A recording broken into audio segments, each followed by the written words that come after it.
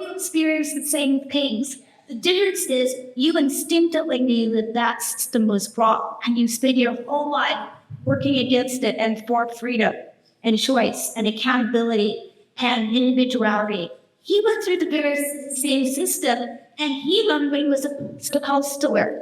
He learned that if you follow the party lines, do as you're told, sail in that path they set out for you, you can become president of the company, of the country. And I just find that so interesting that they're foils of each other, the same system, but not the same outcomes. And so, please, one of my heroes, Kenli, their beautiful daughter, has been working the rest of this year, helping us talk with all the videos and everything, social media that she's been doing.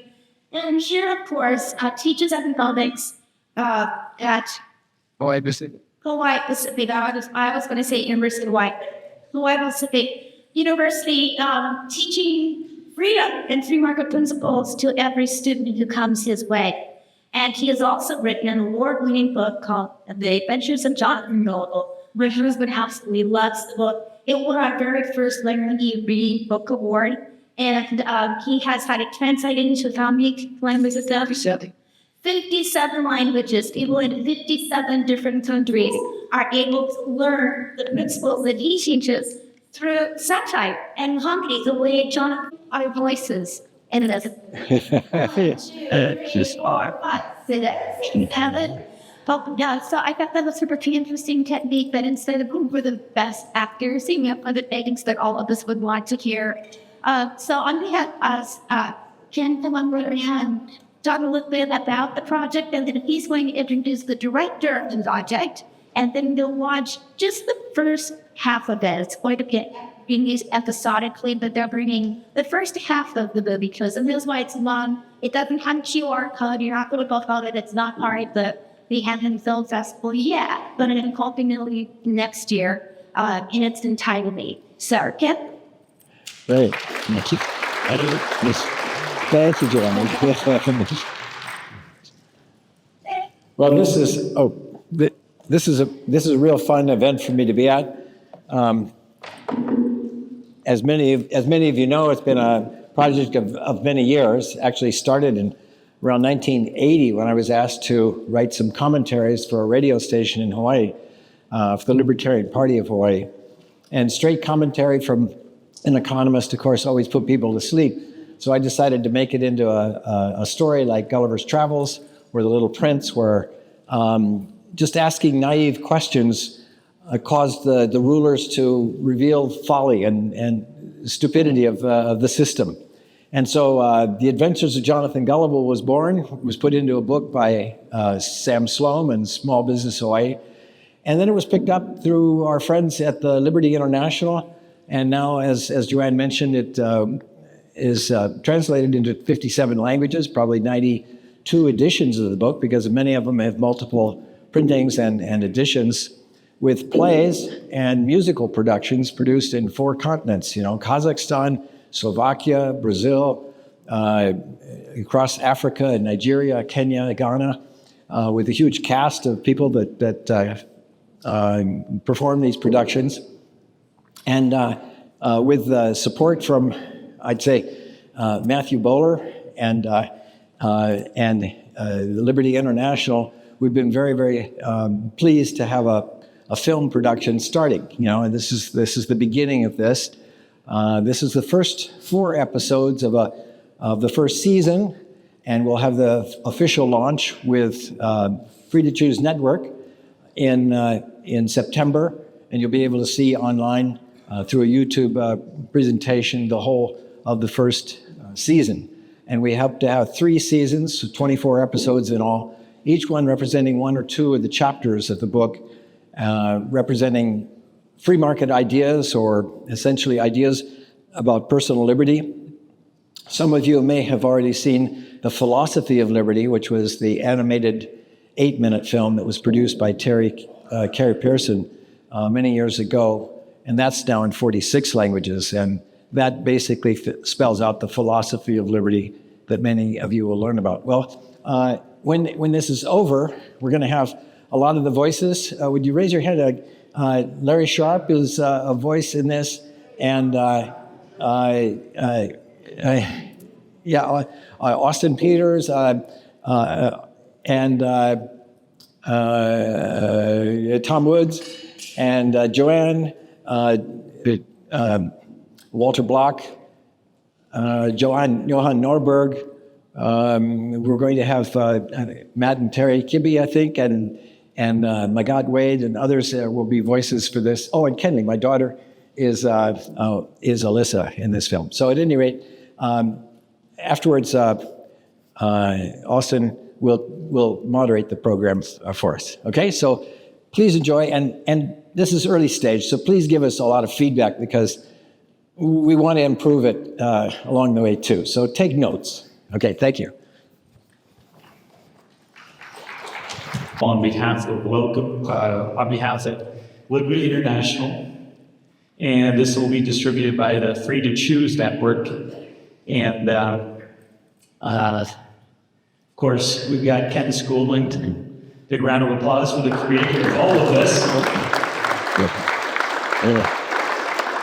I'd like to give some tribute to my wife here, who arranged for the Chinese translations of the book. So Lee is who many of you know. And we had some wonderful folks who lent voices to the characters here. We've got Kenli Schoolland, who many of you know. Yes. And then Tom Woods. Did you recognize his voice? Did you remember? I'll tell them who I was. Okay, yeah. And we've got Larry Sharpe. Crime boss. And Jo Ann Skousen. We're of course well grateful for her for putting this entire thing on, this tremendous event. So, everybody. I won't sit down because they haven't seen my character yet. We're not let the cat out of the bag, right? They might have some questions for you nonetheless. So everybody, please take seats here. I want to start off with a few questions for Ken, and then we will speak to each of the voiceover actors, and then put on some questions to you might not have mind for things that you'd like to know. So first, what were your original goals with the story itself? When you first set out to write Jonathan Gullible, what did you hope to achieve, and how did you go about it? I wanted to promote free market ideas in Hawaii, which was a very socialist state in many ways, and as the guys here from Grassroots Institute of Hawaii can attest to, and of course they're challenging that every day. But it was a way of satirizing the way things were done. One of my favorite books is Hammer and Tickle, Jokes That Brought Down the Soviet Union. And one thing that he points out there is that tyrants of all sorts hate to be laughed at. I mean, they can deal with protesters, they put them in jail, but to be laughed at by people is something they can't tolerate. One of the jokes in that one was, why are you in this prison? Well, I'm here for 25 years for telling a joke. And why are you? I'm in here for 10 years for laughing at it. And why are you? I'm here 5 years for not reporting it. Tyrants just hate to be laughed at, and that's the best way to undermine them. So, you wrote the book, and then of course it was adapted into what we saw. Can you tell us a little bit about that process? Who was involved in that? How did the adaptation come about? The first edition was published by Small Business Hawaii, Sam Sloan. He thought it would be a good idea to get these into the schools in Hawaii. After 35 years, it hasn't been adopted in the schools in Hawaii. We're convinced that now that it's been published around the world in 57 languages, we're convinced that once it gets published in North Korea, then it'll be accepted in Hawaii. But the primary avenue for publication worldwide was Liberty International. And I'd like to mention we have our conference in Dallas this November, our World Conference. But it's through Liberty International, these connections with people from all over the world. I joined it because I wanted to promote free market ideas around the globe. there was so much going on in the United States, but I wanted to spread that elsewhere. And so this has turned out to be a very, very good way to do it. So, Excellent. And I know this is a lot of film fans out here, and we see a lot of adaptations, right, from novel to screen. What kind of changes, sometimes sacrifices, end up being made? Can you cite any that maybe you liked or maybe you're still not comfortable with?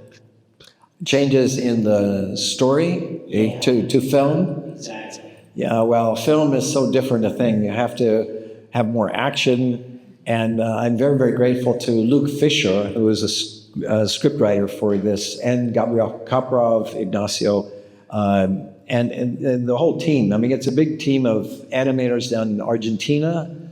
You know, I do take full responsibility for the election of Javier Milei because of the presence of this.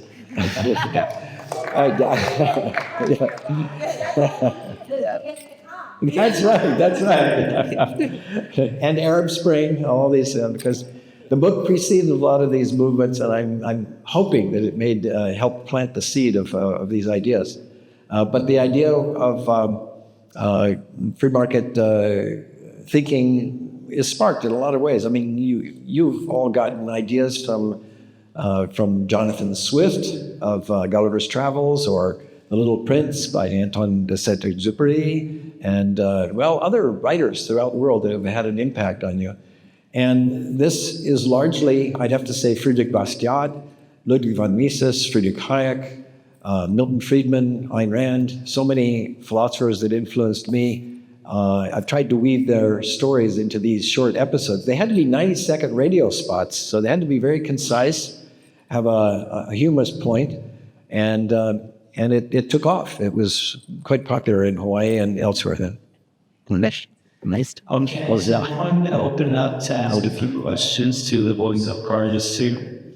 So, Kenli, would you mind tell us what's your character's name, and tell us a bit about her. And then also, this might be an easier question for you, how you became involved. So yes, hi, I'm Kenli, daughter of Ken and Lee Schoolland. And yes, my character is Alyssa, the redhead girl that challenged the tree cutters by innovating what new method of cutting down the trees more quickly. And so yes, how I got involved with this one of the first editions was dedicated to me. So I grew up with this book, and it was really beautiful. Is every summer we would travel to do these liberty camps in different countries. It started out in the former Soviet countries, where we would introduce ideas of freedom and teach English, and often use Jonathan Gullible as a teaching method. And so I grew up every summer in different countries, working to spread this message in different ways. And so it was an honor to be able to participate in this. And as Alyssa, who is one of the ones that opens Jonathan's eyes throughout this journey. Excellent, thank you. Tom, would you, if you want to tell us about your character, what we have to look forward to, and how you became involved?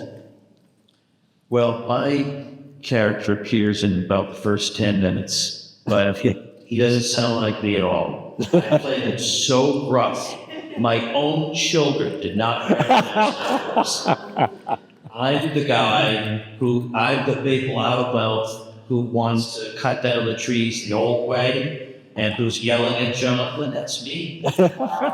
So when I got to see just that small portion of what we just saw, and so I did a little screening of that, like 10-minute portion for my kids.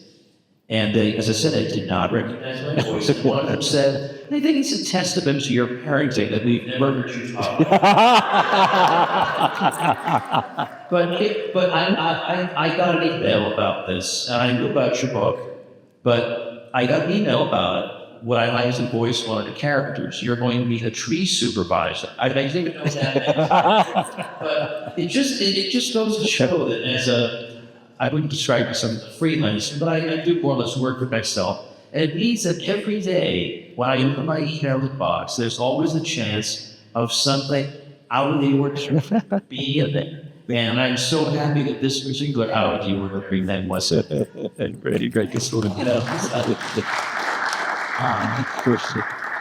Larry, could you tell us about your character and how you became involved? I live in New York City, so Hawaii has brookie stuff. You got the corruption capital of like the world. Like we're the worst. So, absolutely. And when I first heard the idea of this bikers, I thought, you know what? When I ran for office, I literally was told that they what's the biggest reason for crime? And it was what's comedy was that. She goes, like, okay. The black market's age was for crime, the age was in for laws, the age was for everything, the black market. So if you didn't make the black market smaller, you could reduce all those things. So my character was someone who was trying to live, but had this in the black market, which makes it a crime boss. And I'm in New York, and they say crime boss, I said, I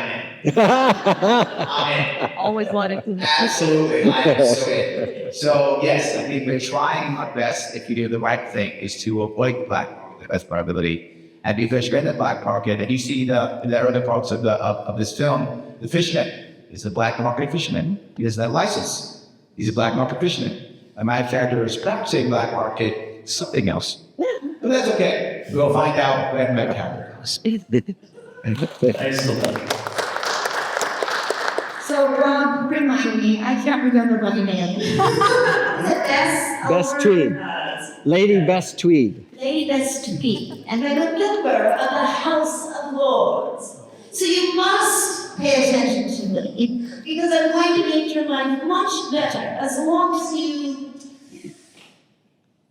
cross my hand with fashion. And then you'll have more money as well.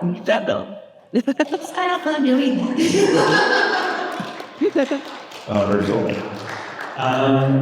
One more question for the panelists, because I know most of the time you guys have the experience to talk to the directors. They're often here, or sometimes the writers, or some producers, but it's not often that you get a chance to talk to the actors. So I'm going to ask them each to talk about what their experience was like doing the recording, working with Gabriel, the director, and how they felt about that entire process. Oh, and please start with yourself, because he plays more roles in here than anybody. Yeah, well, I had a great time.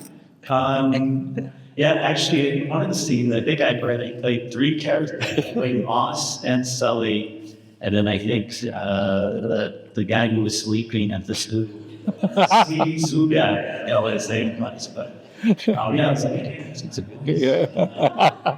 But can we ask the I do voiceover on baseball? That's true. It's a bonus. Don't tell the union. It's not the first time, I'm sure it will be the last. It was great. It was wonderful working with Gabriel. In fact, just one thing that I wanted to mention was just how amazing our network is, especially when we use it well. I got called about a year ago from Gabriel about working on this. I was excited. I was familiar with the materials. And I met Gabriel in 2010. And he's like, always wanted to collaborate. It's been about 14 years from then. And I met him because I was at a film workshop that was done by Talia Sinexis, which was started by Badge of Reason over. And I met him in 2005 at an IHS Liberty Art and Culture Seminar. So we have these relationships that are going back and forth over many years, and people are finding ways to work and collaborate with each other. So just something I want you to follow in mind. Not just at the film, of course, everything, but just how valuable our networks can be, and keeping in touch with the people that you meet from here, and investing in the folks that you meet to really create some wonderful and amazing things. So That's my whole spiel. So now I'm going to turn it over to you guys. Tell us about what your experience. What was it like? You know, you can even tell us, were you in your closet? My recording is some people have professional setups. And just, you know, in there between the shirts and the suits that I think I rarely wear anymore. Just to dampen the sound. The light in the closet are lazy because we constantly in the closet. It's efficient for him in time, I'm sure. Family. Yeah, well, now I was, we did it in a professional studio, and it was cool. I'm based in Mexico, so they arranged us as a voice recording studio in Mexico City, and it was fun. I mean, I grew up with my dad. He used to do radio, so he's, and he used to act and he used to direct plays and things like that. So he always put on this voice. Had such a theatrical way of speaking, and so I guess I got some of that from him, so that I didn't realize. So it was really fun to kind of explore that side of me, and yeah, I loved it. It's hard. You don't notice it in any kind of show, but the grunts are actually some of the hardest parts. Like the lines are easy, but then to just be like, that stuff is actually a lot harder than you think. It was kind of fun. I had to like jump around in the studio just to kind of act, and I was like moving around to do big stuff. It was great. So if there's still, you know, roles to be filled, I would Many. We'll be contacting you. It's a fun experience. This is sort of odd, but I'd like to ask a favor of the ones who are sitting close to here. I would really like to have a candid shot of myself on this and set my kids. Not a closed one, but just be talking. What the dad sounds to. Normally we travel together. So I like to. Okay, so you're right about the runs. When I heard Austin Peterson, he plays Jonathan Gullible, he said the water is grunting and he's struggling to grab hold of the ship or the boat and some wood. And I thought that same thing, that he must have been sitting there in his microphone one. It's a great thing for you, but it's absolutely necessary. But in my case, what they did was they asked me to send in an audio sample of my podcasting sound. And, you know, I produce over 2,500 episodes of Tom Bruce show, so I, you know, we're listening to it. And I sent them, they said, no, that sounds good. And I said, no, this must be some sick. And I said, it's just still up. And I thought, they're trying not to be insulted. But I said, you want it to be some time, so I could go to a recording studio in Orlando. And the guy who owned it said, this is not normally what we do here. It sounds very interesting. And so we had on the telephone, we had Gabriel, the other person, kind of coaching me through the script, and I would say the lines. And then they would say, all right, we want you to say this in 2 different ways. You know, what with this, and more frank, less rough, or emphasize this word, that word. And what really happened was they obviously had a vision for what this character should be, how he should sound. And I wasn't being tough and angry and nuts. And so they would say, we want you to go one more time, but like really, really throw yourself into that. I was like, okay, and I would just keep on doing it. And eventually they came. But yeah, I had never done anything like this before. Never. So it really, honestly, was a throw. I think I have a very interesting take on this. I ran for governor twice. And I do all my events live in front of people all the time. So what do I have to do? I have to memorize facts, memorize things as a politician, going out there, basically an actor when I'm running for office anyway. So I took the lines, quickly memorized them as I then asked when I'm playing for office. And I lived in New York City, so we went to the studio. I went there, the whole thing on tape. Then they told me, that was great, too fast. I'm a New Yorker. I speak so fast. One take, too fast. So slow. It's slower. It's okay. The whole thing slower. Not. That's how fast it was. But I had to slow down. That was the hardest part for me. It was the slowing down was the hardest part. The native New Yorker that I am. The hardest part was being too New York. That was as a crime boss. And all the grunts I did, I just a bunch of grunts together. I did like 20 grunts. And I was done. And they were actually wanted to call me. I did like 20 grunts, I was done. I was out for about 10 minutes. Yes. The New York Minute. New York Minute, yeah.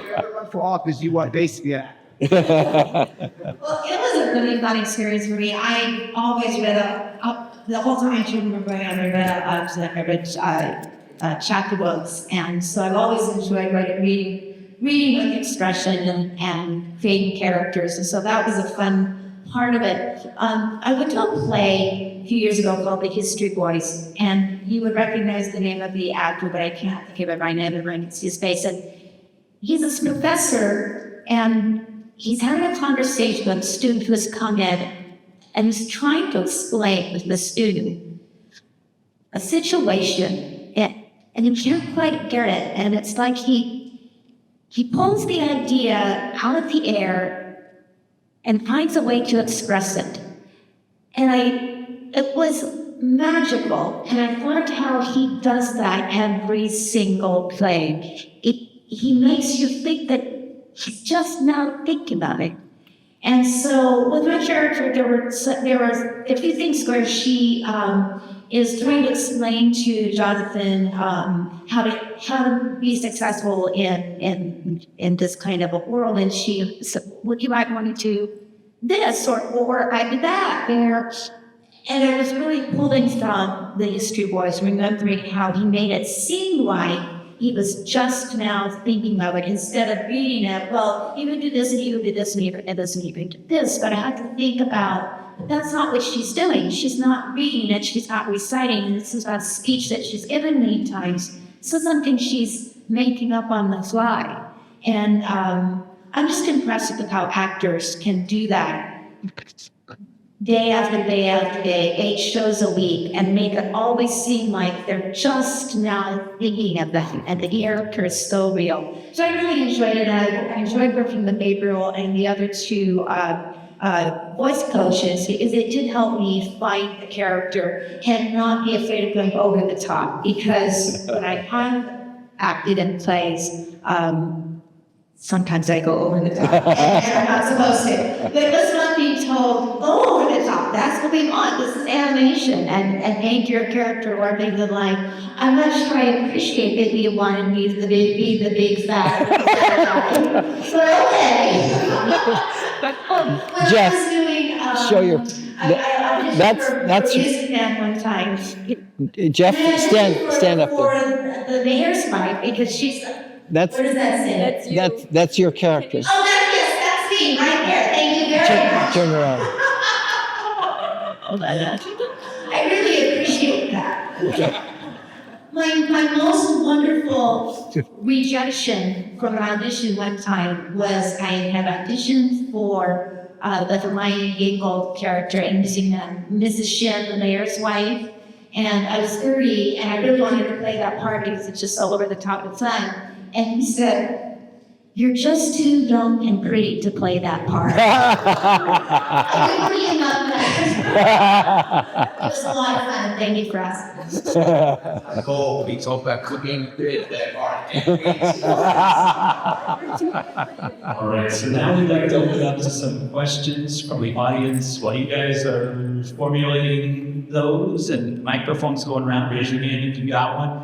Right now, I just want to mention that the Afraid to Choose Network launches it on September 5th. The entire season will launch on September 5th, so be sure to tune in for that. It'll be all 8 episodes, so do all those wonderful things, liking, subscribing, and sharing on that date. And also, they're looking for funders for season 2, so get out your wallets. And and thank you to Mr. Boyers for hours for producing the first season. So a big round of applause for him. Yes. Who's got questions for this incredibly talented creative team? Or comments on what you think would make it better, because we can use the feedback. Yeah. Oh, yeah. Question. Oh, he's got. Out of civil like that? So That's not my department, I guess. Yes, I mean that sounds great. But I'm leaving that to Himanshu Dingra and Alba Orval and Gabrielle. I mean the team have much better, and my daughter have much better marketing minds than I do. But yeah, that's a good idea. I'll make a note of that. Yeah, and good. Or Okay, good, great. Civil network. Okay. You asked for suggestions. I thought the light streaks in the hair was distracting, and I can't change that at this point. And just more action, less talking.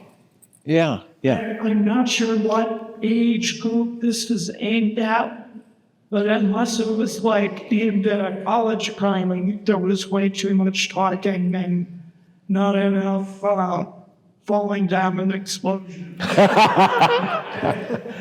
Good point. That's always the tough question, what age group we're targeting to, because I wrote it to the business community in Hawaii. I use it in my college classes. Another woman has made theatrical, musical productions for elementary school, and others say it's best for high school. So we haven't really narrowed it down to a single audience, but you're right.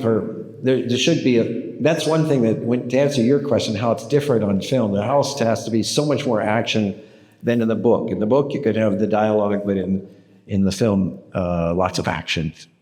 That more Larry Sharpe. Yeah, I said that, yeah. That was, Yes. it's correct. I have a comment. Yes. Question. I want to congratulate you. I think it was a very successfully, aesthetically very amazing. All the characters seem different in terms of, how they were developed. Face features, etc., and the voices. So you could relate to every character and completely see them differently. Also about the age group, I was also wondering what age group is this for? And like you responded just now, I also felt that it was for an age. For range of older age. Oh, yeah. not just one Range. Oh, okay. Because if the facilities or teacher or whoever, you show this bigger explanation before or after, so you can take it to a higher age level. And for smaller kids also, it was fun. Oh, good. Thank you. Well, Just since you have 57 translations, have you or anyone ever sort of analyzed how different translations interacted with different age groups around the world? that's interesting. And by the way, Paul Lundberg has spent years in Pakistan and throughout the Middle East and all that. I'm so impressed. And I've got 3 Urdu editions, 2 Sindhi editions, and 1 Baloch edition, all in Pakistan. And we're going to have next month the Pashto edition in Afghanistan, along with the Dari edition. Now, how it's been received differently, some, like the Hong Kong Economic Journal, was for the business intellectual community. The Siddham Weekly was for the business community in Bulgaria. The Nepal Boss, the Boss magazine, was for the business community in Nepal. The other is probably more focused on high school age or university age. Only in Kazakhstan did they do a purely elementary school age, and which was so fun because they're mocking communism by the stories that are in there, and the teachers are applauding it in a former communist society. That was so great. But it's also been, it passed the mullahs in Iran. It was published in Farsi. And they passed it because, it's a children's book. So they allowed pure libertarian free market ideas in Iran. Vietnam, China, my wife was able to get 2 more editions in China, and another one perhaps on the way. So in the Polish edition is the only one I've been asked to leave out 2 chapters. Jan Malek asked me to leave out the ones that talk about the hypocrisies of public policy with regard to sex and drugs. And he asked me to leave those out with my permission And I said, okay, because, well, that was his condition for funding it, and I wanted it published in Poland. But that's the only place where they've asked to leave out sensitive chapters. And I think that's because of that. Homeschooling market in the United States hasn't been quick to pick up on it because they want to shield the children from those topics. I don't try to advocate. I'm just pointing out hypocrisies in public policy. But anyway, that's the one sensitive area. Anybody else who wasn't a question? Yes, sir. And So, also taking that second child.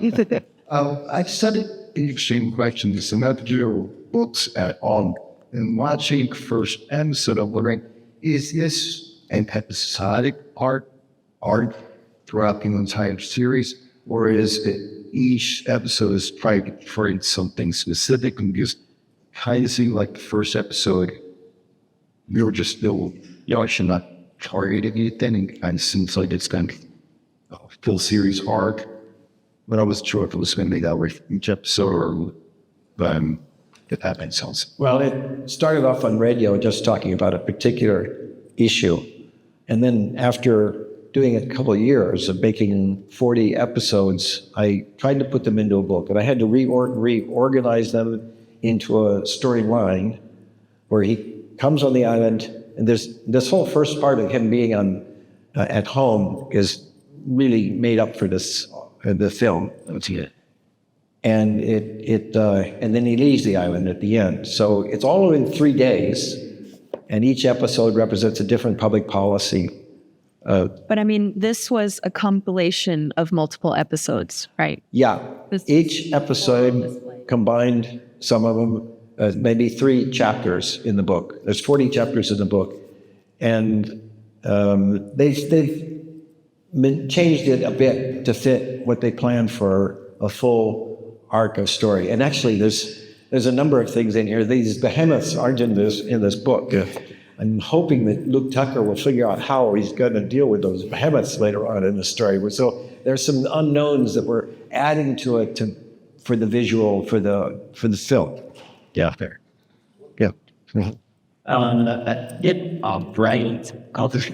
Yeah.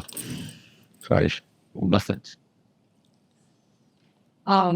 I noticed for all the agents, do you find, what ages do you find that it resonates full best in, say, Evergreen? And what gives this ways to kiss or people enjoy it most? And then you don't have to answer the over 20. Well, I've been teaching university college classes for 45 years, so I think that I probably have them in mind. Freshman, sophomore age university students is probably in the back of my mind. The same sort of age that I am.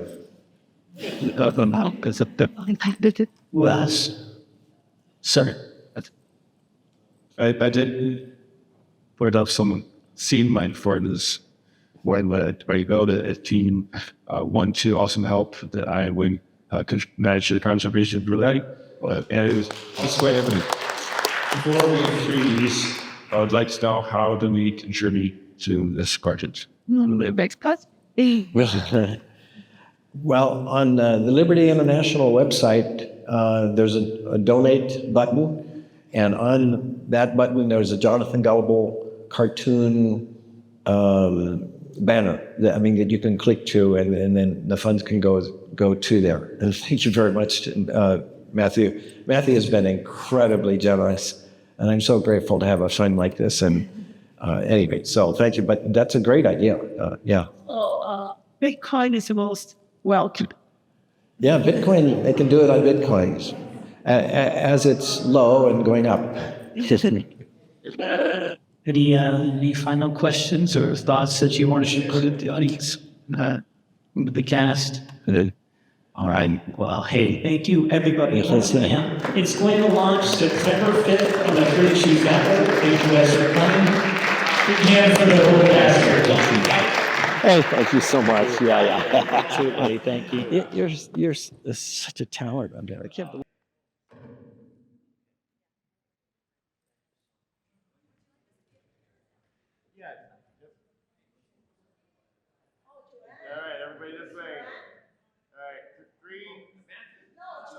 Ken.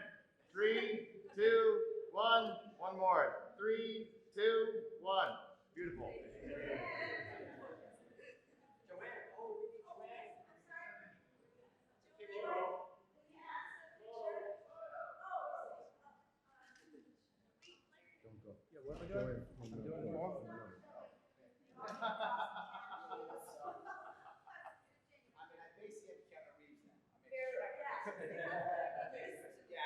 Oh, we gotta get everyone in the panel. Jo Ann, do you want your t-shirt? Yeah.